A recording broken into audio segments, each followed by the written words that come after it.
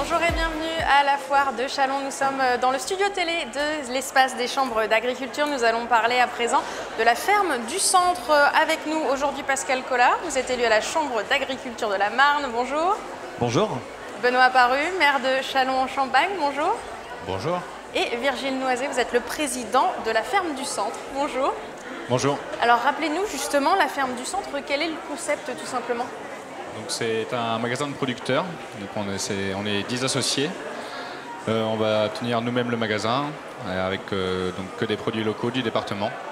Et pour compléter la gamme de ces 10 associés, il y a aussi une quinzaine de dépôts vendeurs. Quel est justement le type de produit qu'on peut retrouver sur place? Alors on pourra trouver tous les types de viande, fruits et légumes, produits laitiers, tout ce qu'on peut trouver pour la gamme alimentaire. Donc là, c'est un projet qui prend forme là tout bientôt. Première pierre posée fin mai, si j'ai bien saisi. Ouverture début octobre. On en est où là, les travaux? On doit être en plein dedans. On est sur la fin des travaux du gros œuvre et nous, on va se lancer donc, dans l'aménagement la semaine prochaine jusqu'à début octobre pour l'ouverture. Donc si j'ai bien compris, en plus, la ferme du centre, le magasin, c'est évidemment en plein centre-ville, 1 rue des Fripiers. Je vois sur le plan que c'est vraiment central. C'était important justement cet emplacement en plein cœur de la ville?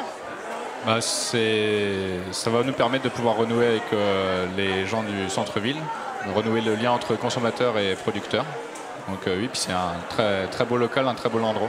140 mètres carrés, c'est ça, de surface de vente? C'est ça, oui. En quelques mots, juste pour donner une indication, vous serez ouvert de quand à quand? Donc on sera ouvert du mercredi au samedi, 9h-19h non-stop. Et on va certainement faire sandwicherie le midi aussi. Voilà. Avec des produits locaux? Oui, avec des produits locaux et un artisan boulanger avec nous. Bon, ça, en tout cas, c'est un beau programme donc, à découvrir à partir d'octobre.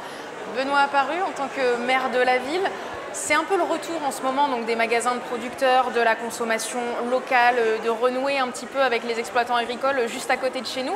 C'était important pour la ville d'avoir ce pôle qui se crée en plein centre-ville? Nous poursuivions 2 objectifs quand on a lancé avec la Chambre d'agriculture cette opération.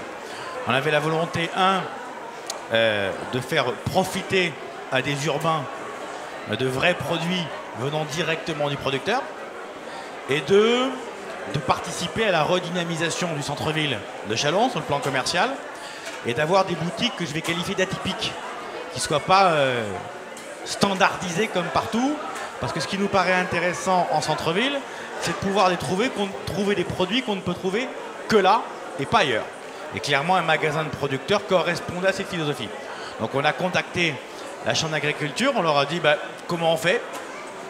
Ils nous ont dit faites-nous un chèque, on se débrouille. Le chèque était pas très élevé, on l'a fait baisser un peu d'ailleurs. C'était pas très élevé, je l'admets volontiers, mais bon, faites-nous un chèque et on se débrouille. Et effectivement, ils ont totalement rempli leurs objectifs, leur part du marché, qui était de trouver le groupement de producteurs, de les former, de les préparer, de travailler avec eux pour monter la société. Et puis nous, de notre côté, on a trouvé une boutique qui était avant un service de la ville, le service d'urbanisme, qu'on a déménagé. Et pourquoi on a voulu faire ça? Parce qu'on s'est dit que on était dans la rue des commerces de bouche. C'est là où on a le poissonnier, c'est là où on a le traiteur, une boulangerie, un chocolatier, la crèmerie. Et on s'est dit qu'avoir ce magasin juste en face, juste à côté du marché, on était vraiment dans le lieu, dans l'univers bouffe du centre-ville de Châlons, donc on s'est dit que c'est là qu'il fallait les mettre. Donc l'univers bonne bouffe même, j'imagine évidemment. Vous avez raison, bonne bouffe. Et c'était donc ça vient finalement en complément. C'était un manque, vous dites redynamiser le centre-ville, c'est que voilà, on sent qu'il y a une envie aussi des habitants de plus revenir en centre-ville. On a l'habitude un peu partout d'aller vers les extérieurs. On sent bien qu'il y a des habitudes de consommation depuis 30 ou 40 ans qui poussent vers les périphéries et qui aujourd'hui poussent vers le numérique. Et donc tout ça se fait au détriment des petites surfaces commerciales en centre-ville. Et donc nous, notre objectif, c'est de redynamiser par différentes façons le centre-ville, et notamment en y mettant, en y installant, en essayant, en aidant à l'installation de nouveaux commerces. Et pour installer de nouveaux commerces en centre-ville, pour qu'ils soient compétitifs, concurrentiels de ce qui se passe en périphérie, si vous faites la même chose qu'en périphérie, vous êtes sûr de vous planter. Parce que vous serez plus cher, parce qu'il y a moins de parking, et parce que les gens ont pris cette habitude d'aller en périphérie. Donc il faut savoir se distinguer. Et on se distingue par des meilleures gammes, monter en gamme, un peu plus haut de gamme, et par des choses très atypiques qu'on ne verra pas ailleurs et qu'on ne pourra pas trouver dans les centres commerciaux. Et notamment un magasin de producteurs qui réunit des producteurs, ça correspond aux tendances de consommation du moment. C'est pas une mode, c'est une vraie tendance de fond, de vouloir d'avoir évidemment une plus grande confiance dans la production directe du producteur que dans ce qu'on ne connaît pas. Et là, je connais le producteur, il est en face de moi, il peut m'expliquer en me vendant comment il a fait, quel a été son cycle, pourquoi il fait comme ça, pourquoi il fait comme ça, pourquoi ça a tel goût. Et donc évidemment, il y a une richesse de service qui n'a rien à voir avec ce qu'on trouve ailleurs. Et c'est cet ensemble de choses qui nous paraissent intéressantes. Du circuit court, c'est bon pour eux, parce qu'ils feront plus de marge. C'est bon pour nous, parce qu'on attirera des consommateurs en centre-ville. Et donc c'est quelque chose qui nous paraît pertinent. Virgile Noisé, c'est un fait. Du coup, vous allez vous relayer donc à la boutique pour expliquer aussi un petit peu vos métiers? Oui, enfin, tout à fait. Puis on est là pour répondre aux attentes du client. C'est vrai que ce qu'on voit en ce moment, notre point fort, c'est la traçabilité. On veut vraiment mettre ça en avant. Puis oui, raconter un peu notre quotidien. Je pense que le consommateur est un peu déconnecté maintenant du monde rural et de sa production. On ne sait pas exactement comment ça se passe.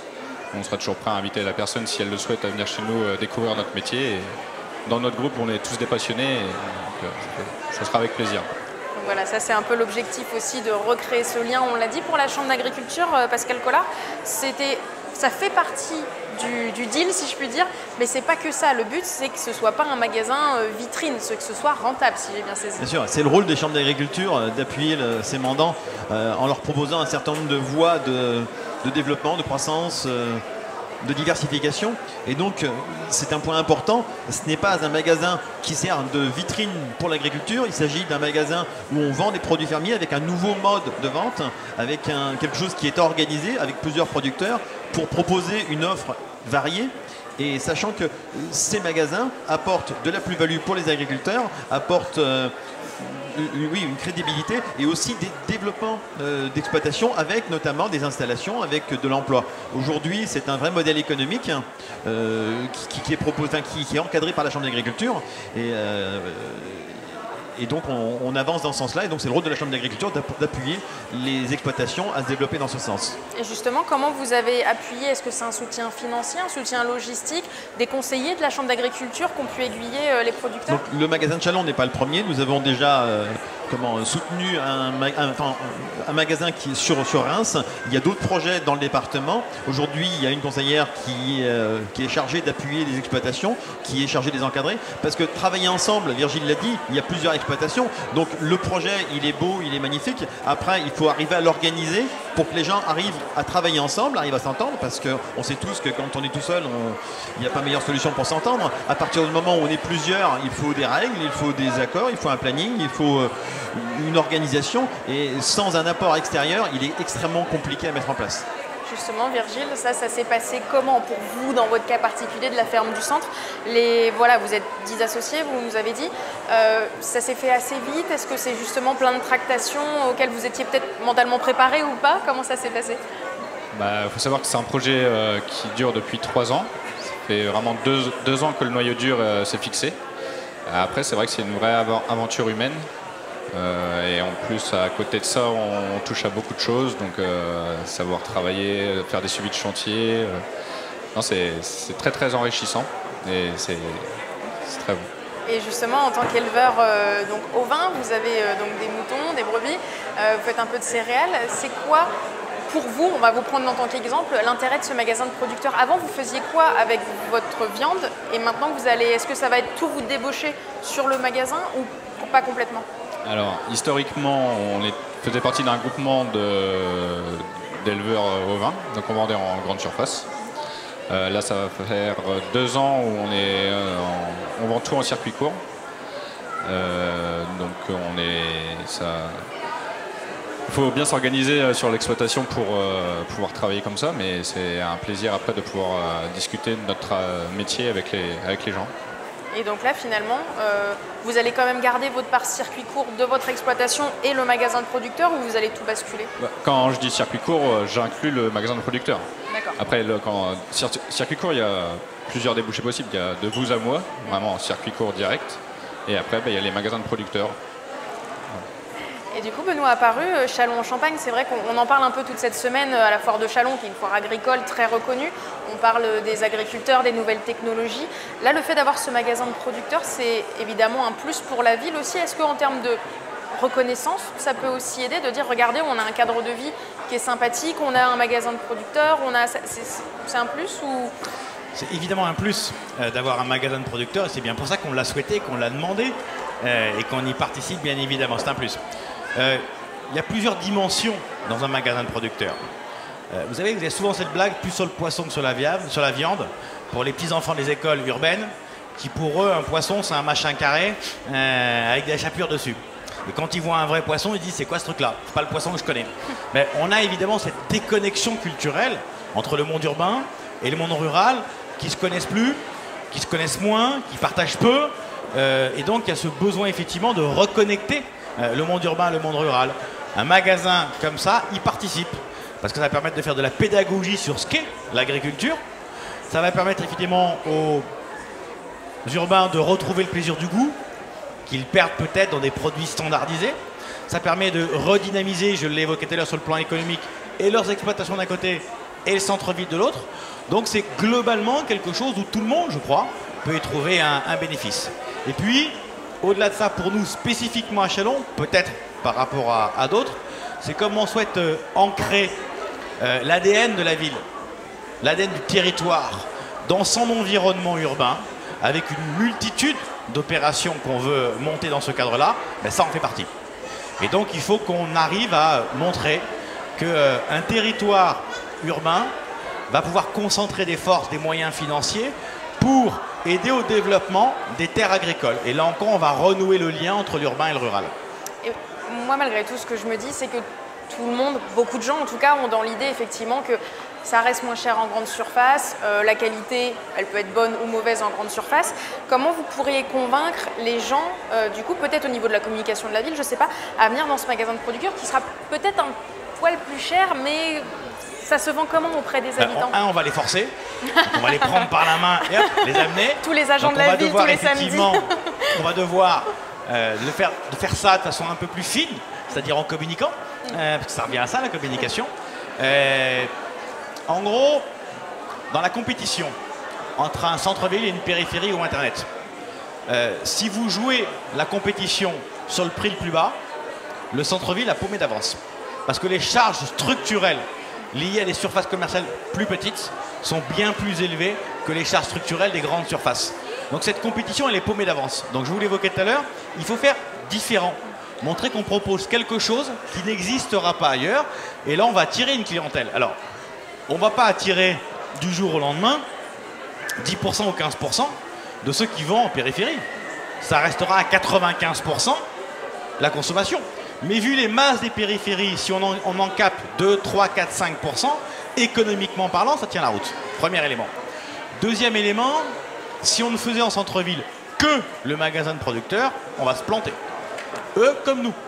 Et donc il faut que nous, on arrive à faire d'autres activités en centre-ville pour générer globalement des flux supplémentaires en centre-ville. En retravaillant les surfaces urbaines, en retravaillant les rues, en ayant des choses qui soient beaucoup plus au goût du jour par rapport à ça et qui répondent mieux à l'attente et au plaisir du consommateur. Il faut qu'on arrive à remettre des habitants en centre-ville, à fluidifier la circulation, à fluidifier les stationnements. Voilà, c'est tout un programme global qui est lancé et ça, c'est une des pierres du programme en question. Donc voilà, ça s'inscrit dans un projet encore bien plus global. Pascal Collard, je vous voyais réagir quand je disais que les gens, il va falloir les motiver à réintégrer leur centre-ville, à venir peut-être mettre un petit peu quelques euros plus cher dans leur panier de victuailles. Moi, je voudrais démystifier l'histoire de prix. Il faut savoir qu'un producteur, quand il vend dans un circuit habituel, il vend avec un certain nombre d'intermédiaires. Et qu'aujourd'hui, le gros avantage de la vente directe, c'est qu'il n'y a plus d'intermédiaire. Vous parlez au producteur qui s'est levé le matin pour soigner ses animaux, au producteur qui a collecté le miel de ses abeilles, etc. C'est du direct. Et quand on connaît un certain nombre, les marges des intermédiaires, on se dit qu'il y aura une différence, parce que Benoît Apparu l'a dit tout à l'heure, il y a une différence d'échelle qui fait qu'il y a des charges qu'un hypermarché n'a pas. Par contre, soyons clairs qu'il n'y a pas d'intermédiaire et que ça génère des économies importantes. Vous entendez souvent à la télé pas chez vous, parce que vous connaissez, mais à la télé un peu plus profane en matière agricole, cette question. Pourquoi un producteur va tirer 90 centimes d'euros pour 1 kilo de je ne sais quoi, quand ce sera vendu en grande surface à 4,5? Ben, entre les deux, vous avez toute une chaîne d'intermédiaires légitimes, et chacun prend sa marge pour vivre et payer ses salariés. C'est normal, mais chacun prend sa marge. Donc vous allez commencer par le petit grossiste, puis le gros grossiste, puis Rungis, puis ça redescend, ça redescend. Donc évidemment, quand vous avez 2, 3, 4, 5 intermédiaires entre le producteur et le vendeur final qui touche le consommateur, ben vous avez 4-5 qui ont pris une marge. Donc évidemment, votre prix qui valait 1, vous le retrouvez à 2, 2,50 sur l'étalage parce que chacun, et c'est normal, a pris sa marge. Parce que si le grossiste ne prend pas sa marge, ça ne marche pas non plus, il ne peut pas payer ses salariés. Là, quand vous cassez tous les intermédiaires, entre le producteur et le consommateur, vous n'aurez pas un prix plus élevé dans ce commerce-là. Parce que toutes les marges intermédiaires auront été supprimées. Et du coup, Virgile, vous et les autres producteurs, vous pourrez, enfin c'est ce qu'on espère des fois en tant que consommateur, c'est se dire au moins que vous soyez rémunéré pour le travail fourni. Est-ce que grâce à ce magasin, et grâce au circuit court en général, comme vous faites déjà, vous pouvez réussir à, à vous payer correctement en fonction du travail fourni? Oui, alors première chose aussi, ce que je voulais dire, c'est à gamme équivalente, ce que vous pouvez trouver en grande surface dans notre magasin, au niveau qualité, ça sera, enfin, à qualité équivalente, le prix sera le même. Faut pas, parce que la mystification du prix, comme quoi les magasins de producteurs où le producteur est plus cher que c'est faux.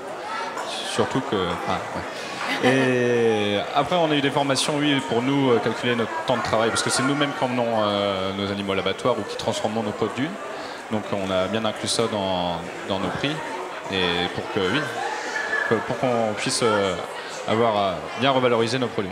Donc si je résume, dans ce magasin de producteurs, sans vouloir faire de la pub, mais on a, donc, on a du bon produit, on sait d'où il vient, et le producteur en plus, c'est-à-dire le professionnel à côté de chez nous, il est bien rémunéré. Donc en fait, c'est tout bénéfice. Voilà, puis ce qu'on veut apporter, c'est du service et du conseil aux gens, et aussi le goût, quoi, qu'ils retrouvent du goût, et qui reviennent nous voir en disant on a fait un bon repas avec nos amis ou notre famille, ou seulement avec son conjoint. Mais voilà. Et ça, vous pensez que c'est faisable? Parce que on peut aussi dire qu'il y a plein de gens qui vont en grande surface et que du coup, effectivement, le goût, c'est peut-être plus la priorité face au porte-monnaie. Vous pensez qu'on peut faire la différence grâce à ça, grâce à ce genre de magasin? Oui, mais je trouve que le goût revient au centre de l'assiette, si je peux dire. Et c'est important. Moi, je suis jeune parent. C'est important de savoir ce que je donne à mon fils. Et je pense que beaucoup de gens reviennent vers ça. Ne jouons pas trop les oppositions. Il n'y a pas les grands méchants des grandes surfaces et les gentils producteurs du magasin de producteurs. C'est pas aussi basique que ça dans la vie. Alors on a toujours tendance à vouloir opposer les uns et les autres. On a besoin des grandes surfaces. Parce qu'effectivement, celui qui ne gagne pas beaucoup d'argent, un peu d'écart de prix sur l'ensemble de ce qu'il va acheter, ben c'est important pour lui. Et n'oublions pas que le premier employeur français, c'est une marque de grande surface que je ne citerai pas. Donc arrêtons de taper les uns sur les autres. Sincèrement, ça ne sert à rien. Il y a de la place pour tout le monde. Effectivement, 90% des Français, comme on l'évoquait tout à l'heure, iront en grande surface et continueront à y aller. Et tant mieux, parce que c'est aussi des débouchés pour le monde agricole, même si ce n'est pas le prix qui serait toujours souhaitable. Mais on a besoin aussi de recréer d'autres univers. De participer, c'est aussi une forme de circuit court, en organisant ça, et la Chambre d'agriculture le fait, du circuit court numérique pour les agriculteurs. On a besoin de points de vente physiques qui soient type celui qu'on ouvre là, différents. Mais il y a potentiellement de la place pour tout le monde. Vous n'aurez pas une bascule complète d'une grande surface de 10 000 m² vers un magasin de 200 mètres. Dans la vraie vie, ça ne marche pas comme ça. Mais si on gratte un peu de part de marché, c'est suffisant pour créer ce circuit court qui va nous permettre effectivement d'avoir, là encore, dans son panier à lui de distribution de ses produits, de pouvoir avoir de la diversité, de jouer un peu plus sur l'un, un peu plus sur l'autre, de prendre un peu plus d'un volume d'un côté, mais un peu plus de marge de l'autre, pour pouvoir tenir et son chiffre d'affaires et son bénéfice. Oui, vous aurez bien compris que je me fais l'avocat du diable en allant bien compris que vous étiez le diable, on avait bien compris ça.